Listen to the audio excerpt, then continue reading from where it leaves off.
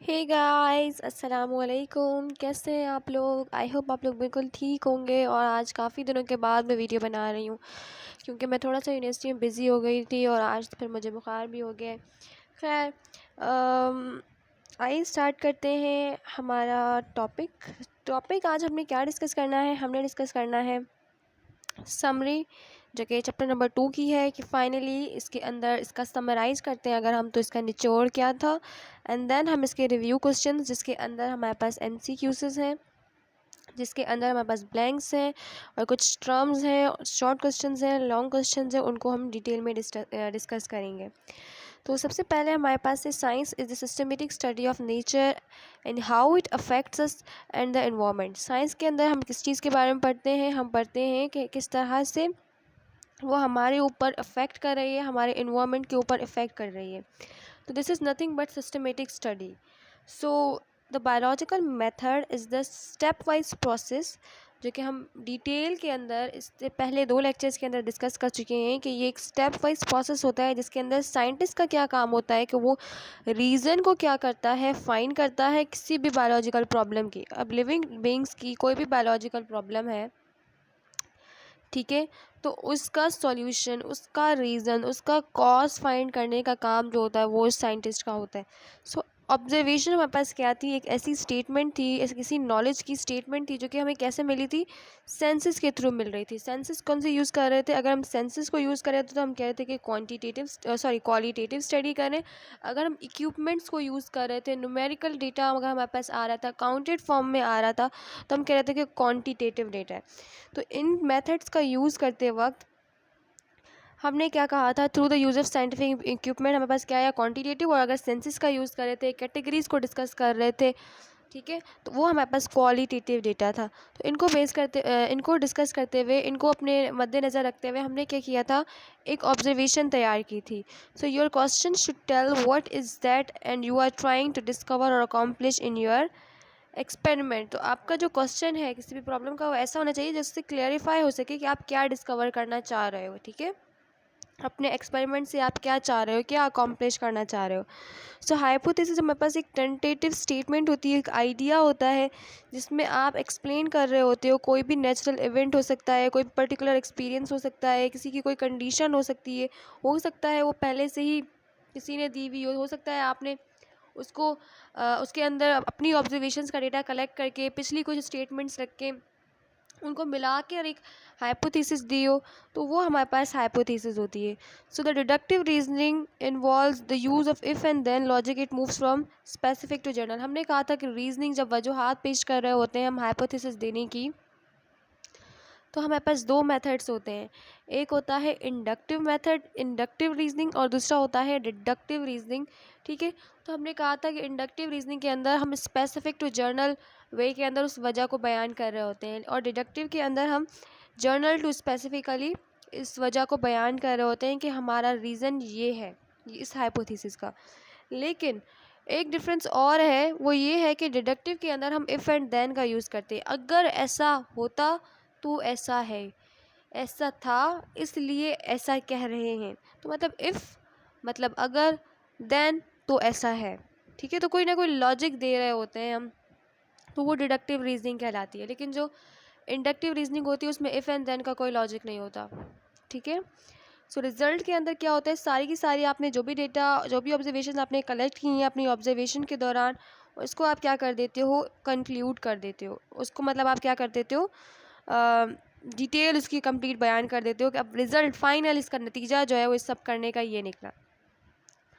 फिर कंक्लूजन के अंदर जो रिज़ल्ट आपके एक्सपेरिमेंट से जो आपको मिला है, फिर आपने जो भी चीज़ डिटरमाइन की अपनी हाइपोथेसिस से, जो भी आप फाइनली जिस भी बात पर पहुँचे हो, जैसे हम पहुँचे थे कि मलेरिया ही प्लाज्मोडियम ही मलेरिया का कॉज है, तो दिस वाज आवर कंक्लूजन। सो वो हमने यहाँ पे बता देना है कि हमारा कंक्लूजन ये निकला है। थ्योरीज़ क्या होती हैं? हमने कहा था थ्योरीज़ जो होती हैं वो क्या होती हैं? वो well tested and highly reliable scientific explanations होती हैं। क्योंकि आम इंसान जब कहता है तो थ्योरी है मेरे पास, तो वो क्या होती है? एक्चुअली उसके पास एक गैस होता है, एक आइडिया होता है। बट साइंटिस्ट जब कहते हैं कि दे हैव अ थ्योरी, तो दैट मीन्स कि उनके पास क्या है? एक हाईली रिलायबल साइंटिफिक एक्सप्लेनेशन है जिसको पहले टेस्ट किया गया है। ठीक है। इसी तरह से जो लॉ होता है वो यूनिफॉर्म होता है, वो कांस्टेंट होता है, पूरी नेचर के अंदर वो बदलता नहीं है। यही रीज़न है कि बायोलॉजी के अंदर लॉज बहुत कम है। ठीक है। सो mathematical biology is a field of research. ठीक है, मैथमेटिकल बायोलॉजी के हमने अंदर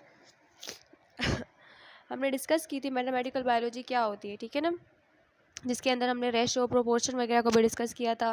फिर हमने उसको वो किस तरह से इंटरप्रेट कर रही थी साइंस में, वो भी डिस्कस किया था। तो मैथमेटिकल बायोलॉजी के अंदर हम मैथमेटिकल वेज के थ्रू अपने बायोलॉजिकल सिस्टम्स को रिप्रेजेंट कर रहे होते हैं, एग्जामाइन कर रहे होते हैं। ठीक है, तो मैथमेटिक्स का लिविंग ऑर्गेनिजम्स को उसको करने डिटरमाइन करने के लिए, उनको पढ़ने के लिए, ठीक है, उनके मेथड्स को सॉल्व करने के लिए, सॉल्यूशंस निकालने के लिए, डेटा कलेक्ट करने के लिए हम मैथमेटिक्स का ही यूज़ कर रहे होते हैं। ठीक है, तो वो हमारे पास मैथमेटिकल बायोलॉजी के अंदर आ जाता है।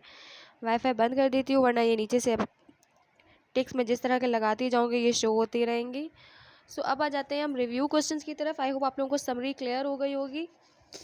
तो select the correct sequence of biological method. अगर आप लोगों को याद हो तो हमारे पास क्या था, लॉ सबसे एंड में आ रहा था, इसलिए ए ऑप्शन जो हो गया वो गलत हो गया। फिर हाइपोथेसिस सबसे पहले नहीं आ रहा था। चलो हाइपोथेसिस अगर मान लेते हैं तो हाइपोथेसिस के बाद तो रीजनिंग था, तो ये भी गलत हो गया। अब थर्ड वाले देखिए, हाइपोथेसिस के बाद रीजनिंग था, जी हाँ ऐसा ही था, फिर थ्योरी थी, फिर लॉ थी, तो हमारे पास इसका जो ऑप्शन होगा वो सी होगा। सबसे पहले लॉ नहीं आता है, तो ये भी गलत है। अब सेकंड ऑप्शन में हमें सेकंड क्वेश्चन में हमें कह रहे हैं कि सिलेक्ट द ओड वन। जब इस तरह का आपके पास कोई एमसीक्यूज आए तो उसका मतलब होता है कि आपके जो तीन है इसमें से ऑप्शंस होंगे वो एक ही टॉपिक से रिलेटेड, वो एक ही जगह से रिलेटेड होंगे, वो एक ही बात करना चाह रहे होंगे, लेकिन एक चीज़ उससे डिफरेंट होगी। तो जो डिफरेंट वाली चीज़ है, जो ओड वाली चीज़ है, उसको आप एलिमिनेट करके उसको टिक कर दें। ठीक है, तो थ्योरी, हाइपोथेसिस, लॉ, ये हमारे पास तीनों साइंटिफिक मेथड के टर्म्स हैं, लेकिन जो रेशो है वो इससे कोई ताल्लुक नहीं है, तो ये हमारे पास डी ऑप्शन हो जाएगा। Field of research that examines mathematical representation of biological system. तो ये हमने अभी भी पढ़ा कि अगर हम रिसर्च करते हैं और उसको मैथमेटिकल मतलब मेथड्स के थ्रू रिप्रेजेंट करते हैं तो वो मैथमेटिकल बायोलॉजी होती है। बायोलॉजिकल मेथड के अंदर हमसे कहा जा रहा है कि ये सारी चीज़ें इन्वॉल्व होती हैं एक चीज़ के अलावा। तो हम डेटा भी कलेक्ट करते हैं, एक्सपेरिमेंट भी करते हैं, ऑब्जर्वेशन भी करते हैं, लेकिन प्रोपोर्शन हमारे पास बायोलॉजिकल मेथड का ऑप्शन नहीं है, ये नहीं करते हैं। तो इसका भी हमारे पास क्या आ जाएगा, ऑप्शन डी आ जाएगा। फिर है हमारे पास MCQ number 5, scientific reasoning moves from specific to general. हमने पढ़ा था इंडक्टिव रीजनिंग हमारे पास वो रीजनिंग होती है जिसके अंदर हम स्पेसिफिक टू जर्नल अपनी रीजनिंग को डिफाइन करते हैं। क्वांटिटेटिव ऑब्जर्वेशंस के अंदर हमने पढ़ा था कि हम इक्विपमेंट्स का यूज़ करते हैं, इंस्ट्रूमेंट्स का यूज़ करते हैं। ऐसी इक्वेशन जिसमें हम दो रेशोज़ को कंपेयर करते हैं तो वो कहलाता है प्रोपोर्शन, ये हमने डिस्कस किया था। लेकिन अगर दो वैल्यूज़ को डिस्कस करें तो वो कहलाता है रेशो। मतलब अगर मैं 1:3 लिखूं तो ये दो वैल्यूज़ हैं।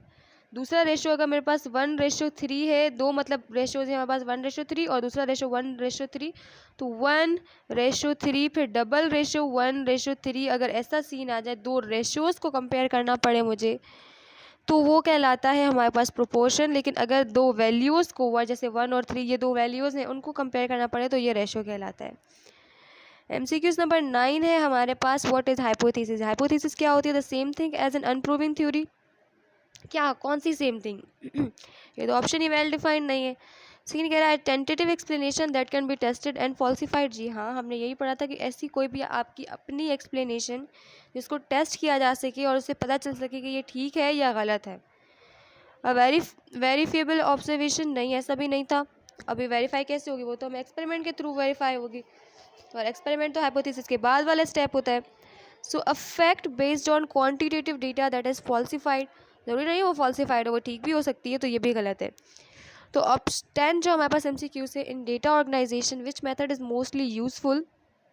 तो हमने पढ़ा था कि टेबल्स और ग्राफ हमारे पास ज़्यादा यूज़फुल होते हैं, ठीक है, क्योंकि इसमें अंदर हमारे पास समराइज डेटा मिल जाता है। ठीक है, तो इस तरह से हम डेटा को ऑर्गेनाइज भी कर सकते हैं। तो इसका जो ऑप्शन होगा, ग्राफ्स एंड टेबल दोनों होंगे, तो ऑप्शन नंबर डी होगा। ब्लैंक्स की तरफ आ जाते हैं। तो problem solving approach of biology and other sciences को हम क्या कहते हैं, बायोलॉजिकल मेथड कहते हैं। बहुत अच्छे से डिस्कस कर चुके हैं इसको हम। Solution of biological problem start कहाँ से होता है? ऑब्जर्वेशन से स्टार्ट होता है। की कंपोनेंट हमारे पास क्या होता है? हाइपोथेसिस होती है। ठीक है दोस्तों, 3 का ऑप्शन क्या है, आंसर क्या आएगा? हाइपोथेसिस। इफ़ एंड देन वाली जो स्टेटमेंट होती है हमारे पास वो डिडक्टिव रीजनिंग होती है। तो फर्स्ट का बायोलॉजिकल मेथड, सेकंड का हमारे पास है ऑब्जर्वेशन, थर्ड का है हाइपोथेसिस एंड फोर्थ का है डिडक्टिव रीजनिंग। फिफ्थ की तरफ आ जाते हैं तो फाइनल स्टेप हमारे पास क्या होता है? कंक्लूजन होता है। ठीक है, थ्योरी और लॉ से पहले।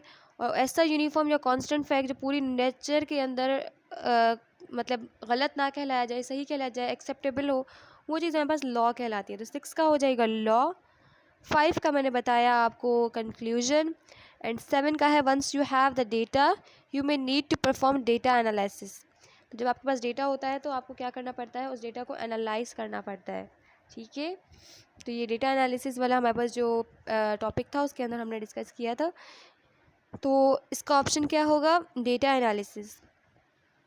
8 है हमारे पास equation stating 2 ratios are equal to. जब 2 रेशियोज की बात करते हैं हम, तो हम क्या कहते हैं कि ये क्या है? The equation stating that 2 ratios are equal is called. अगर 2 रेशियोज इक्वल हो तो हम उसे क्या कहते हैं? हमने कहा था उसे प्रोपोर्शन कहते हैं हम। फिर ratio is a comparison of 2 values. Ratio के अंदर हम 2 वैल्यूज़ को कंपेयर करते हैं, लेकिन 2 रेशियोज़ को जब कंपेयर करते हैं तो प्रोपोर्शन कहते हैं। इसी तरह से द कॉज ऑफ मलेरिया हमने कहा था प्लाज्मोडियम है। तो 8 का हमारे पास प्रोपोर्शन, 9 का हमारे पास रेशियो एंड 10 का हमारे पास प्लाज्मोडियम है। तो यहाँ तक हमने डिस्कस कर लिया है। अब आगे आ जाते हैं हम, डिफाइन द फॉलोइंग टर्म्स। तो इन टर्म्स को आपने एक एक लाइन के अंदर डिफाइन करना है। पहले हेडिंग डालनी है, 2 पॉइंट्स लिख लेने हैं आपने। रेशो के आपने लिख लिए, बायोलॉजिकल मेथड के लिख लिए। इस तरह से ग्राफ क्या होता है, hypothesis, law, inductive reasoning, conclusion, proportion, observation and mathematical models. इनके आप ये क्या करनी है, एक एक 2 लाइनें लिख लेनी है और समझ लेना है। ठीक है, डिफाइन का मतलब होता है आपने सिर्फ डिफाइन करना है कि ये है क्या। एक लाइन में भी अगर आप डिफाइन कर सकते हो तो दिस इज़ इनफ, लेकिन डिफाइन सही से ही करना है, मतलब पूरा ही लिखना है। ऐसा नहीं कि अगर रेशो का मतलब ये है कि 2 वैल्यूज़ को हम कंपेयर करते हैं तो आप सिर्फ वैल्यूज़ वर्ड लिख दो। नो, ये बताना लाजमी है कि 2 वैल्यूज़ को कंपेयर करते हैं हम। सही है जी। उसके बाद हमारे पास क्या है, डिस्टिंग्विश करना है हमने इनको टेबलेटेड फॉर्म में। तो आपको कैसे करना होगा? बीच में लाइन डालनी होगी, टी शेप आपने वो बनाना होगा, टेबल बनाना होगा इस तरह से। एक तरफ आप लिखेंगे थ्योरी, दूसरी तरफ लिखेंगे लॉ, और इनके 1-2 पॉइंट्स आप लिख के इनको डिफरेंशिएट कर देंगे। इसी तरह से इंडक्टिव एंड डिडक्टिव रीजनिंग आप लोगों को बहुत अच्छे से पता है इनके अंदर डिफरेंसेस क्या होते हैं। ठीक है, तो अब हम आ जाते हैं शॉर्ट क्वेश्चंस की तरफ। शॉर्ट क्वेश्चंस में है, theory is highly reliable scientific explanation. Why? क्योंकि हम इसको एक्सपेरिमेंट्स के थ्रू प्रूव कर चुके होते हैं। हमारी जो हाइपोथेसिस होती है उसको एक्सपेरिमेंट सपोर्ट कर रहा होता है, इसलिए हमारी जो थ्योरी होती है वो हाईली टेस्टेड होती है, वो हाईली रिलायबल होती है। ठीक है, तो ये इसका आंसर होगा। सेकंड है, why biological science need mathematical models. क्योंकि हमने पढ़ा था कि आप किसी का डेटा कलेक्ट कर रहे हैं, आप किसी डिजीज़ पर रिसर्च कर रहे हैं, आप कुछ भी कर रहे हैं, वहाँ पे आपको मैथमेटिक्स की ज़रूरत पड़ती है। क्योंकि आप जो इंस्ट्रूमेंट्स, जो आप मेथड्स यूज़ कर रहे होते हैं उसके लिए मैथ्स का आपको आना ज़रूरी है। ठीक है, draw a chart solving step involving in biological method. तो जैसे पहले फर्स्ट पेज पे चार्ट बना हुआ है, बिल्कुल वैसा ही चार्ट आपने तैयार कर लेना है कि ऑब्जर्वेशन, फिर हाइपोथेसिस, फिर रीजनिंग, फिर एक्सपेरिमेंट। इस तरह से आपने फ्लो चार्ट बस बना लेना है। फ्लो चार्ट का मतलब सिंपली यही होता है कि आपने उसकी कोई एक्सप्लेनेशन नहीं देनी है, बस जो उनके टर्म्स हैं वो एरोज बना के आपने शो कर देने हैं। वाई टेबल और graph is necessary for data organisation. Table या फिर ग्राफ क्यों इम्पोर्टेंट होते हैं डेटा को ऑर्गेनाइज करने के लिए? क्योंकि आपको टेबल या ग्राफ के ज़रिए शॉर्ट स्पैन ऑफ टाइम में आपको वैलिड इन्फॉर्मेशन मिल जाती है, ज़्यादा इन्फॉर्मेशन मिल जाती है, और उसको समझना बहुत इजी होता है। तो इस तरह की आप 2-4 लाइन्स लिख सकते हैं। Why experiment is necessary for theory. क्योंकि एक्सपेरिमेंट के थ्रू ही हमें पता चलता है कि हमारी हाइपोथेसिस ठीक है या नहीं। ठीक है, तो इसलिए हमारी हाइपोथेसिस ऐसी होनी चाहिए जिसको हम टेस्ट कर सकें। इसीलिए हम थ्योरी को ही कहते हैं, क्योंकि वो एक्सपेरिमेंट के थ्रू प्रूव वो कराई होती है। तो हमारे पास वैलिड एक्सप्लेनेशन होती है कि हमारे जो एक्सपेरिमेंट है वो ठीक है, इसलिए हमारी थ्योरी भी ठीक है। ठीक है जी, तो ये हमारे पास कुछ शॉर्ट क्वेश्चंस के आंसर्स थे। आप इसको सॉल्व कीजिएगा, समझिएगा, कोशिश कीजिएगा, इस चैप्टर को एक बार खुद रीड करें और प्लीज़ इस वीडियो को अपने फ्रेंड्स के साथ ज़रूर शेयर कीजिए। अगर इस वीडियो से आपका थोड़ा सा भी फ़ायदा हुआ हो तो इसको लाइक ज़रूर कीजिएगा और कमेंट्स में शेयर ज़रूर कमेंट ज़रूर कीजिएगा। ठीक है जी, 3 फ्रेंड्स के साथ हो सके तो शेयर कर लीजिएगा इसको। और मैं ये कहना चाहूँगी कि डिस्क्रिप्शन में आपके लिए ग्रुप्स की लिंक्स हैं, पेजेस की लिंक्स हैं और भी बहुत सारी वीडियोज़ हैं, तो उनको चेक ज़रूर कर लीजिएगा और चैनल को सब्सक्राइब कर लें। अपना बहुत सारा ख्याल रखिएगा, दुआ में याद रखिएगा। अल्लाह हाफ़िज़।